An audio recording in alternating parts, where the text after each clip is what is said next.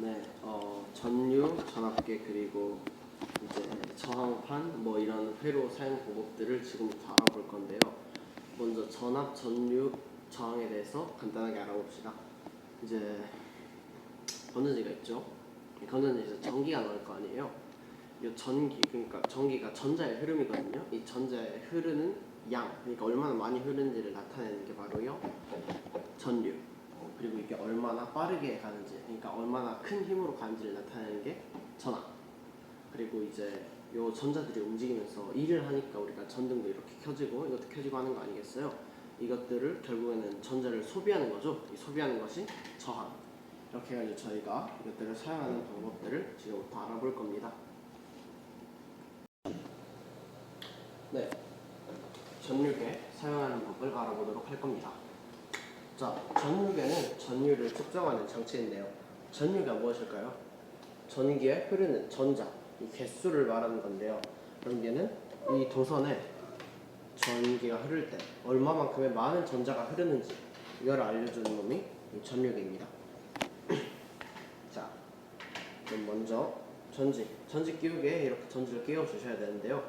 자, 이제 빨간색 부분이 그 전지 플러스, 검은색 부분이 이제 마이너스 부분에 되도록 연결을 해주시고요. 집게전선도 똑같이 연결해 주시면 됩니다. 플러스 이렇게, 플러스, 마이너스는 마이너스. 자, 그 다음에 한쪽에 바로 이 스위치 연결해 주시고요. 스위치 연결로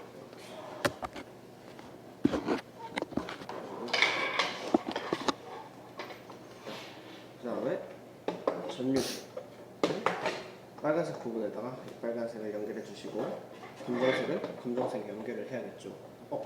그런데 연결을 어떻게 해야 할까요? 세 개가 있죠. 이 세 개는 이 전류 세기의 단위에 대해서 나타내는 것인데요. 눈금이 세 개가 있는 것이 보이실 겁니다. 이 세 개도 똑같이. 그러니까 이게 측정할 수 있는 최대값을 나타내는 건데요. 이걸 암페어라고 읽거든요. 전류의 단위를. 이게 50mA에 연결을 했다 하면 얘가 할 수 있는 최대 단위는 50mA까지. 이걸 넘어가게 되면은 500mA, 그리고 500mA까지 넘어가게 되면 5A로 연결을 해주셔야겠죠. 그런데 저희는 전지에 있는 전류가 얼마나 되는지 모릅니다. 이럴 때는 가장 큰 5A부터 연결을 해주신 다음에 차근차근 아래로 내려가셔야 합니다. 만약에 이게 5A라고, 이게 3A의 전류를 가지고 있는데 50mA를 해버리면은 이 반대 끝까지 가버리겠죠. 이거는 전류계 고장의 원인이 되므로 꼭 큰 것부터 차례차례 해주셔야 됩니다. 자, 여기서 스위치를 연결하면 되는데요. 하나 빠진 것이 있습니다. 바로 이 저항이죠.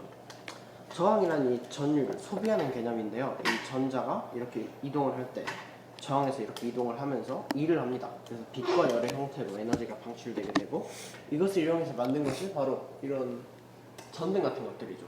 이 전등은 이제 저항이라서 전류가 이 저항을 지나면서 일을 해서 빛을 내게 되는 겁니다. 자, 그렇다면 이 저항을 꼭 이렇게 연결을 해주셔야 되는데요. 연결하는 법은 먼저 0옴, 이제 저항의 단위를 옴이라고 있습니다. 옴.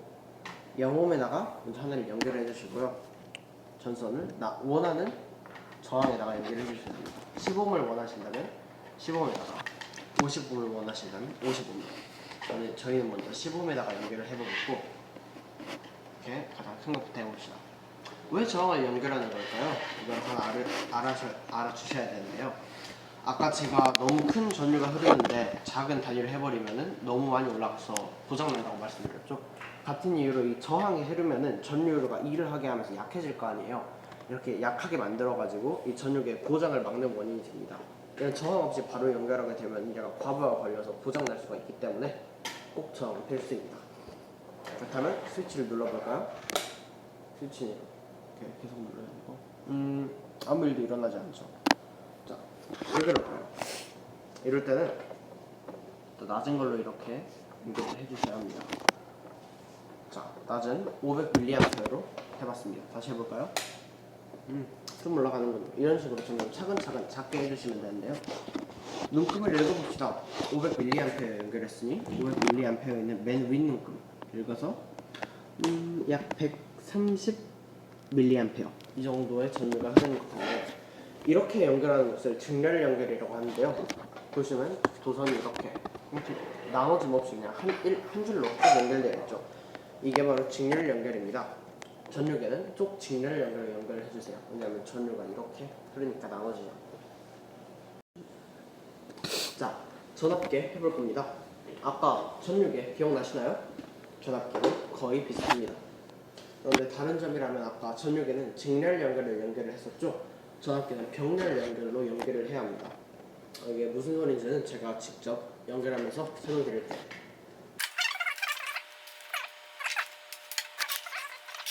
되는 부분이 하나 나옵니다. 이게 전류계였다면 아마 이런 식으로 연결을 했을 겁니다. 그렇죠? 직렬 연결로. 하지만 병렬로 한다고 말씀을 드렸죠. 병렬 연결 기억나시나요? 여러 개로 나눠가지고 하는 것. 그래서 저희는 연결을요 이렇게 할 겁니다.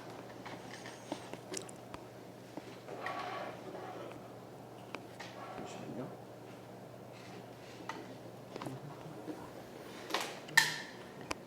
이 부분 가속해야겠다.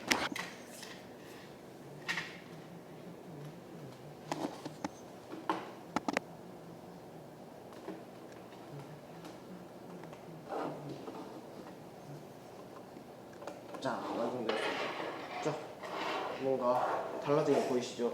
지금 이 도선이 한 번에 가지 않고 두 갈래로 나눠져서 전압계, 저항판을 다르게 통과합니다. 네, 이건 또 전압의 특성이랑 관련이 있는데 아까 전류는 한 번에 흘렀을 때 모든 총량이 일정하거든요.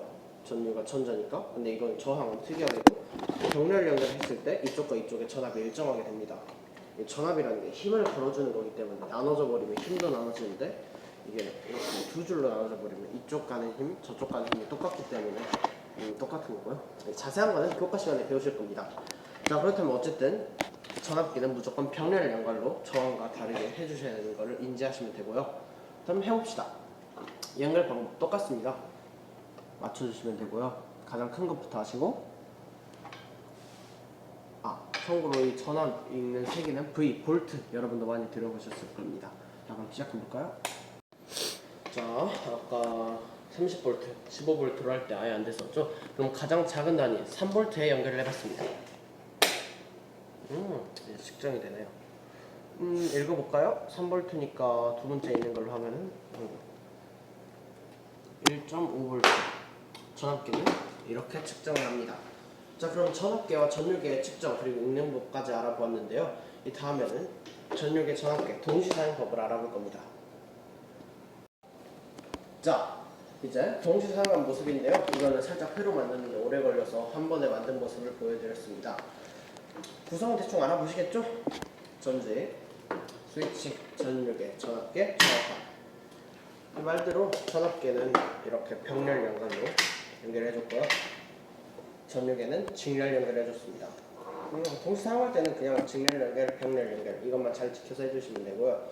저항은 가장 크게 50으로 해놨고 이거에 따라서 굉장히 50이라 작아졌기 때문에 가장 작은 단위에다가 연결을 해놨습니다. 이런 것들은 여러분들이 직접 하시면서 큰 거에서 작은 걸로 옮겨가시면서 하시면 되겠고요. 정상적으로 이렇게 작동하는 모습을 볼 수가 있습니다. 이렇게 전압계, 전류계 사용하는 방법을 알아보았습니다. 감사합니다.